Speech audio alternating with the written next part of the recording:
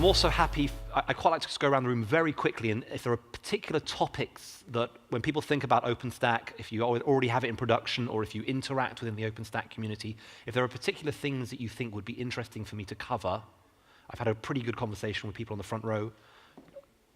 Just for information. Just for information. Anybody else here, things that you particularly want to go through? High-performance computing clusters. Okay. And Okay. OpenStack. And OpenStack, HPC and OpenStack. Anybody else with particular topics they really are keen, they're expecting to get out of this session? I'm not sure if I'm expecting it, but how you layer something like Kubernetes on top of OpenStack. Okay, Kubernetes on top of OpenStack. And in addition is GPUs. Ah, great topic. GPUs in OpenStack. Absolutely, we can talk about that. So are you doing different things with different vendors there? So I see your case studies there for Horizon. Ah, that's not supposed to be on the screen, sorry. I can talk through, would that be useful, just to talk through a couple of case studies of OpenStack in action? Okay. Sorry, I was looking at something else before I started. And anybody else? I'm very interested in microservices in combination with a huge amount of data. If you need to access them. Okay. All right. So, welcome back, everybody. My name's Chris Kenyon. I just introduced myself by role. I lead business development and sales at Canonical for the cloud division. So I've been involved in OpenStack since OpenStack started, before it was even called OpenStack. But I'm also, I've been very involved in getting Ubuntu onto Amazon Web Services, on Google. We are now the leading operating system on public clouds. Almost 70% of the operating system images on public cloud are Ubuntu now. It's almost 10 times the nearest Linux competitor. So the theme was microservices, but I think I'm going to touch on some of the things that people have raised, and please hold, if I miss your topic, then ask me to come back to it. Look, we're focused on a wide area of compute, and for us, we think of compute as stretching from hybrid cloud, which is both public cloud and private cloud, both virtual machines and containers, all the way through to the edge of the network. And maybe just to answer some of the basic questions we had from Rabobank and somebody else about use cases. These logos are companies that we Canonical support, but let's use them as a proxy for what OpenStack is actually doing out there. On the left of the screen, you see customers that we support at scale on the public cloud. These are the obvious players like Netflix and Dropbox, Instagram, all based on Ubuntu. But in that middle block that you see on the screen, these are, the vast majority of them are customers who are using OpenStack in production and have been for certainly more than a year. And I think it's worth calling out some of the use cases here. AT&T, I know, are north of 5,000 servers running OpenStack in multiple data centers. They run a wide number of internal IT workloads, including parts of the phone network. Okay. Deutsche Telekom PANnet project is a project that I'm very familiar with. This is where Deutsche Telekom have started virtualizing the phone network itself. So we think about clouds accessing the network, but the network itself, a telephone network, also has a lot of compute in it. And if you make a 911 call in Croatia or Montenegro on the T-Mobile network, you're actually running on OpenStack. Some other examples that are useful there. Sky, you'll be familiar with Sky. It's a huge broadcaster. We sat down with Sky a couple of years ago, and they talked about how they'd won in the cable market and done very, very well across Europe, but they faced this new competitor, Netflix. And the challenge for them was about the speed of innovation that was coming out of Netflix, and fundamentally the pricing model. You as a leader in your organization may have been very proud of really quite expensive proprietary software and hardware in your data centers, but you've got a new set of competitors who are coming after you, who simply are playing by different rules. They're using technology in a different way, and they're innovating faster, and they've got fundamentally different price points. And that's an example where we started with Sky probably 2.5 years ago. There are over 1,000 nodes of servers running at OpenStack, and they're already at north, I think, of 15% of their virtualization estate is now running on OpenStack. So, I mean, one of the core messages here, and we can carry on going through examples here, the whole, the Bloomberg financial terminals that run the news services and the trading desks that will be, you'll have in your organization, about 50% of the services run on Bloomberg financial terminals are back-ended on OpenStack and run by Bloomberg. What should you take away from this? OpenStack is in production across a wide number of use cases, and those have started in the simpler use cases around internal development. They're now, commercially available services, the front end of the whole of Walmart.com, all of their e-commerce is now running on OpenStack. It's over 100,000 cores. Again, that's another one of our customers who we support. So OpenStack is in production, and it's increasingly in complicated environments. So the telco one I mentioned, but to your question earlier, you're talking about HPC. I mentioned very briefly earlier the AstraZeneca example. We're starting to see this world where it is possible to use OpenStack and OpenStack control planes to manage HPC workloads. A couple of the things that are allowing that, if I go vaguely technical for a second, we gave a talk earlier about the use of whole machine containers, where you can, instead of having a hypervisor sitting on a machine, you can use something like LexD, and they're really, literally the workload performs as well as if it was on bare metal, and yet you've still got the concept of a compute cloud that your researchers are able to access. We've also seen now some OpenStack usage in oil and gas, where you've got, again, HPC environments where you're using GPU-specific acceleration for seismic detection workloads. I'm trying to think other examples where we see GPU. If anybody here doing any machine learning workloads, start looking at it. So if you're using TensorFlow, then absolutely an obvious example. I'm trying to think I can't demo it right now, but if you catch up with Chris MacNaughton afterwards, the Kubernetes demo that we showed earlier, we would often expect if you're deploying TensorFlow in containers on top of Kubernetes, on top of OpenStack, perfectly normal thing to do is the TensorFlow microservices would get deployed onto GPU-accelerated compute pods within the data center. So certain workloads that want to have GPU acceleration get access to that goodness in the hardware, and you keep the other workloads in different parts of that cloud. So I guess the second thing to take away here is that not only are you in production, but we're in production in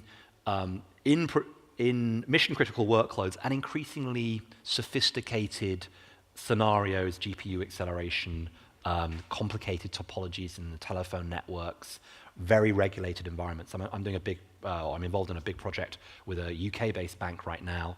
They've done 300 nodes of OpenStack for 2 years with another vendor. It was okay, but they couldn't upgrade it quickly enough. And one of the problems is that their developers were getting frustrated, like the services they were expecting for OpenStack were not there. And right now we're actually going into that bank, we're taking over that service, sort of re-architecting it. But the real goal there is not just to deliver OpenStack, but to deliver permanently upgradable OpenStack. Because your internal developers, what they really want is, they want all the goodness of OpenStack right now, but you can guarantee that there will be a killer feature in a version a year or 6 months down the road, and you'll want to be able to make it available to them. Now, that does not mean you need to move every single release of OpenStack, but it means that you will want to have the freedom to move when you want to do so. Again, certainly from as a vendor, we guarantee to our customers upgradability. I've got one of my early customers in Japan, Yahoo Japan, who are on this slide.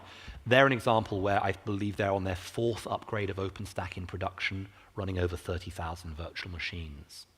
And we haven't dropped any of those tenant workloads with unscheduled downtime during the upgrade process. It is possible when you architect this properly to have that type of reliability. I talked earlier about infrastructure trends. I was interested if anybody had any questions on that or had violently disagreed with anything I'd said earlier about these 3 big trends of hybrid cloud containers and then sort of new workloads. In which case I will riff on this concept of big software. Go ahead. Are you seeing inside which of the two before are you seeing these coming? Are you seeing them happen in the hybrid cloud or more on the container side? They occur in both. I mean, those new workloads will typically be containerized, and people will want to deploy them in both environments. So I was talking to a couple of a number of people earlier who have got Kubernetes. I think Naturalis were talking about their next goal is to get Kubernetes up and running in multiple clouds. It will be the norm to be able to, to want to be able to deploy those containerized new workloads in multiple environments. That's the new norm, and you need to, in your planning, have a path to get there. Both the full stack of Docker Enterprise Edition, and Kubernetes and Docker as a combination are both ways to get there. So this is one of the problems that we think about a lot, which is that the cost of software is coming down. And this is actually not even true of open source software. This is true of all.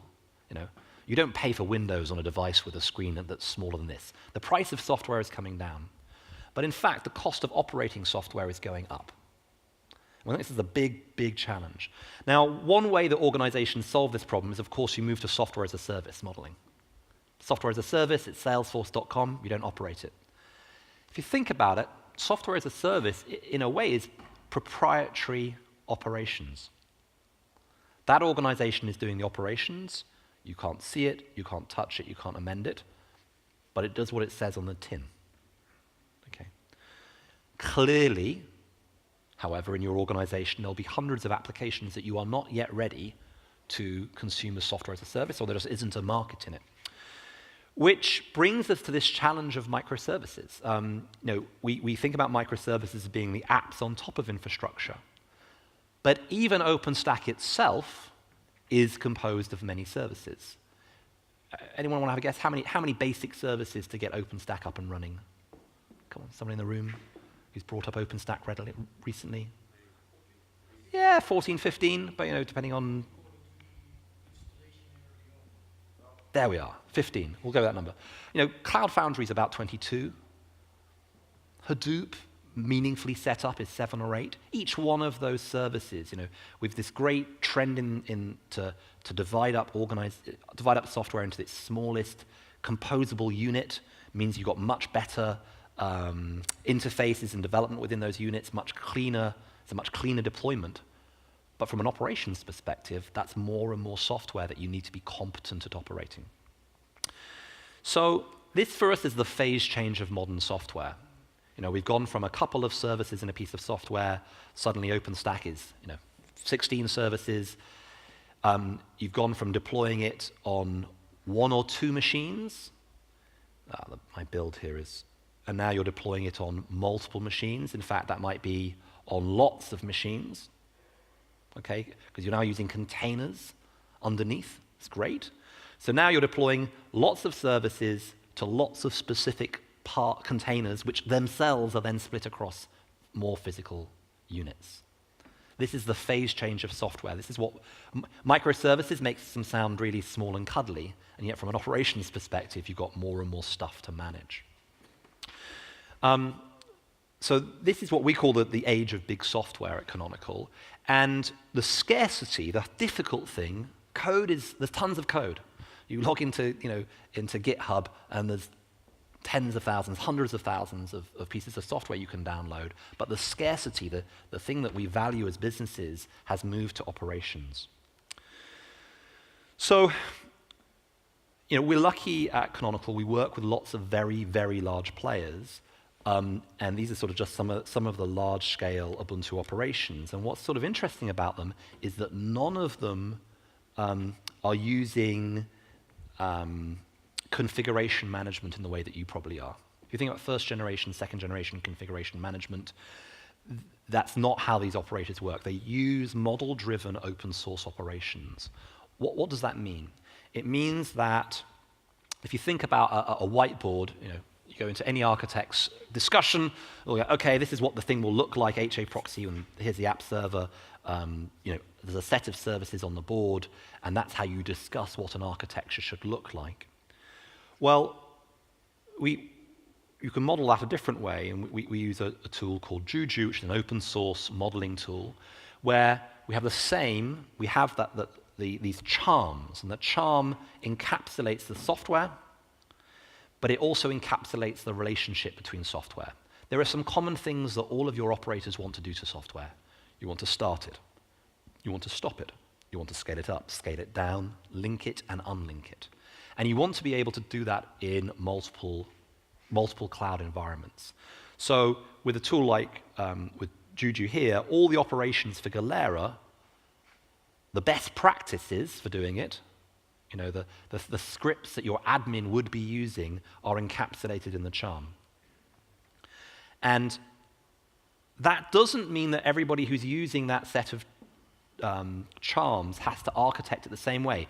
Architecture is the placement of services into different pools of compute. So you can decide how you want to lay out those services, and what you as a bank might do for laying out OpenStack into physical units of compute might be radically different from what, I don't actually know what the use case you had for your HPC was. Life sciences. So you might say, actually, I want to lay out services differently. But the relationships between those services are actually the same in terms of how they should be talking to each other. Modeled-based operations is how we at Canonical have led the way with OpenStack. We have been deploying OpenStack since before it was named. Okay, we've been running it in production internally since Cactus. So that's like the third, just 1 year afterwards. We've got environments up since then. OpenStack itself is a set of microservices. That is what OpenStack looks like. You can see Nova, Glance, Neutron there, RabbitMQ in the middle. It's a set of services, and there are lots of sets of relationships between those services. Because all of that is encapsulated in code, our customers at Bell Canada use the same code around RabbitMQ as our customers at Deutsche Telekom. It's the same code that Walmart use. They are exchanging the same operations best practices. They are tackling that operations cost together. Does it mean you have to use the same script as everybody else? No, but we curate the charm, the encapsulation of that microservice in that code base. That was OpenStack. The demo we gave earlier was the deployment of Kubernetes. Now, we were down in the command line, but in fact, if you take that same services view of Kubernetes, you can see Kubernetes Worker, Kubernetes Master there, Flannel, etcd, and EasyRSA. So again, that's a simple services view. Once you've got a model view, you're bringing up, and then also your upgrading is taken care of from you. Because in fact, the services, when you want to upgrade, you simply say, I want to take a new version of this service. But when that new version is instantiated, it knows how it is linked to other microservices in the setup.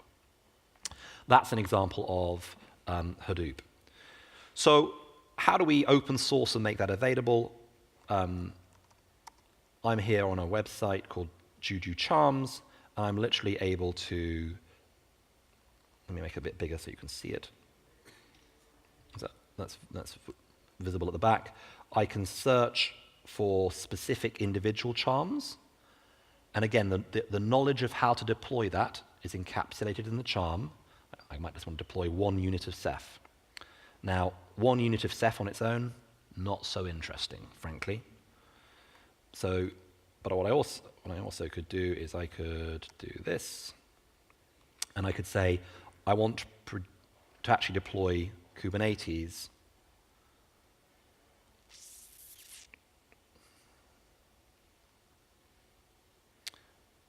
And you can see this is going to give me 3 units of the worker, 1 unit of the master, 3 units of etcd. And I can go in and I can also decide which machines those units would sit on if I want them co-located in the same containers. The point about this, from our perspective, is we're super interested in what you do on top of OpenStack, but both OpenStack itself and Kubernetes itself are themselves microservices and need to be encapsulated. And to answer your question about how do you get support for this, and this is how we are able to make sure that whether or not you're Walmart or a large UK-based bank, that we know you're running a sane OpenStack and that you've got the right sort of set of tools around it for lifecycle management. Let me come back to my, there we are, deck. So, now, the next question I sometimes get asked is, well, does that lock me into a particular architecture? Let's say this is OpenStack again, but this is OpenStack with Contrail. Who here is actively using SDN, software-defined networking? Can I ask which versions?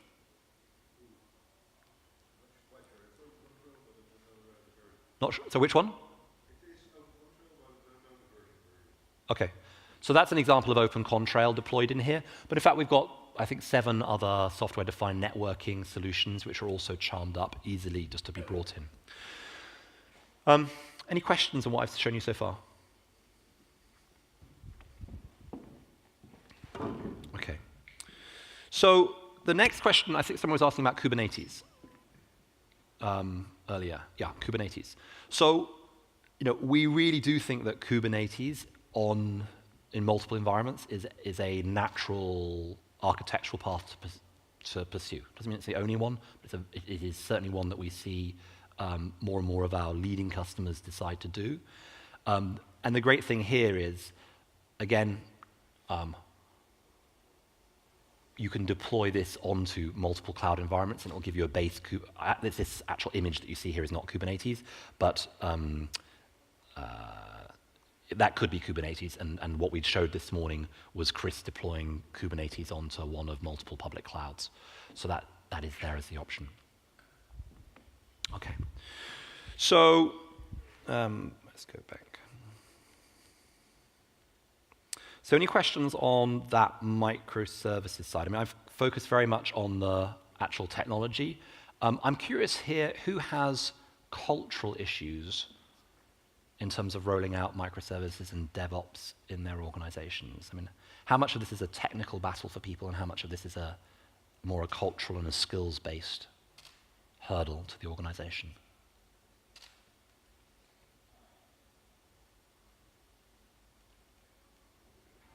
Maybe skills is a better word than culture. Go ahead. You think it's only cultural? Yeah. Anybody else? How are you attacking that organizationally?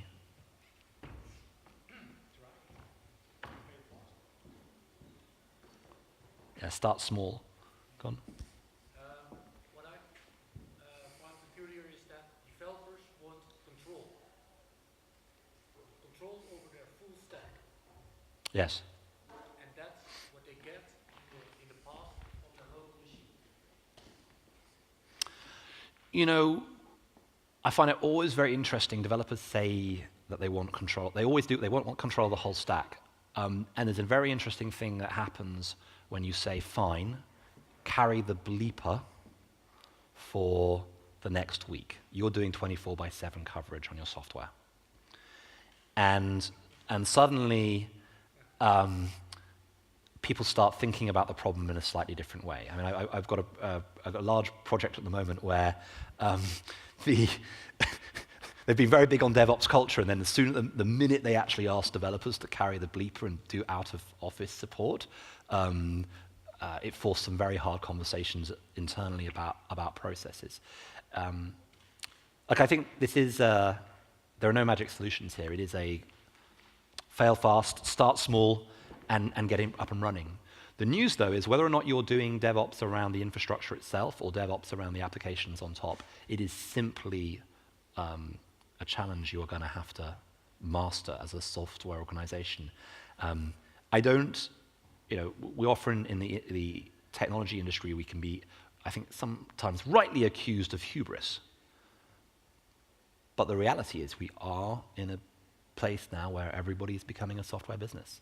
The CEO of Goldman Sachs on last Wednesday, I think, or last Tuesday, said we are a software business. They have 30,000 developers. That's more developers than Microsoft.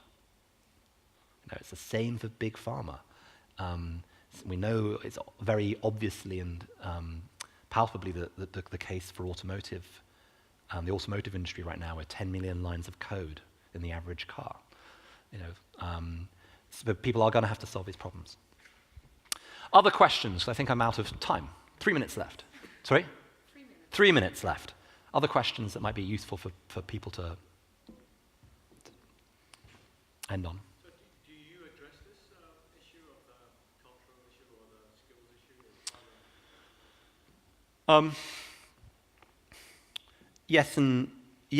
Yes to a degree is probably the simplest answer. So one of the biggest things you can do as an organization is make sure your private cloud environment is a great one to use, full stop. I mean, I met the CTO of a major investment bank recently, and I said, what's your number one goal? He said, my number one goal is I hire the best developers possible in our country. They come out of top universities. They come into the bank, and compared to what they can get done at home, they have a hand tied behind their back was his word. I.e., literally, they've come into one of the world's most prestigious investment banks, and it turns out that what they can access here in the organization is half of what they could access in their final year of university. So that's your first challenge, is that if you want to create a good culture, is make sure the tools that you're making available, the pools of compute, are great. Okay. We certainly can help with that. Whether or not it's a Kubernetes or an OpenStack distribution, we can get you up and running. A second challenge. It may not be wise to put your very best people on infrastructure. Much as I love OpenStack, and I do love OpenStack, it's infrastructure. It should be a commodity. It may not be wise to have your best people on it. A commodity should be consumed as cheaply as possible. One option is simply a managed service from a vendor. It could be, we offer a managed service where we just run your cloud for you. We presently run telco clouds and banking clouds, so very regulated environments. And we run it for a year or 2 years while you can get up and running. Why? Because it's important that people have good experiences early on. If you set up your internal cloud and it falls over a lot in the first 8 months, it gets a very bad reputation. It's very hard to save that. So I think we can help in some ways. I think there are lots of system integrator partners who can do more on the culture and the training side. I take a slightly Darwinian view of this, which is you're steering a ship and you're going to change direction. And the truth is some of the containers on the ship are going to come with you, and some of them won't. It just won't, it won't be an environment for everybody where everybody feels comfortable, and that will just be something you have to manage as an organization.